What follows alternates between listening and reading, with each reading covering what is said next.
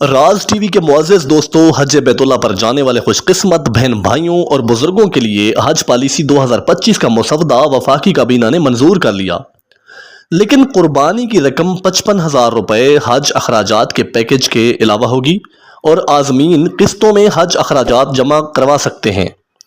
درخواست کے ساتھ 2 لاکھ روپے اور قرآن اندازی میں نام آنے پر 14 دن کے اندر 4 لاکھ روپے جمع کروانے ہیں۔ اس کے بعد باقی مکمل رقم 10 فروری 2025 تک دینے ہیں۔ اور اب خواتین بھی بغیر محرم کے حج پر جا سکتی ہیں، بس ان کے والد یا شوہر کی جانب سے ایک حلف نامہ دینا ہوگا۔ اور سرکاری حج سکیم میں 5,000 عازمین ڈالر سکیم کے تحت حج کر سکیں گے۔ ناظرین، بیرون ملک سے زر مبادلہ پاکستان بھجوانا اور ویکسینیشن کروانا بھی لازمی ہوگا۔ پرائیویٹ سکیم میں اسپانسرشپ کے تحت 30,000 کا کوٹا مختص ہے۔ سرکاری سکیم سے جو لوگ حج کرنے جائیں گے ان کو مختصر حج کی اجازت ہوگی۔ مختصر حج 20 سے 25 دن کا ہوگا۔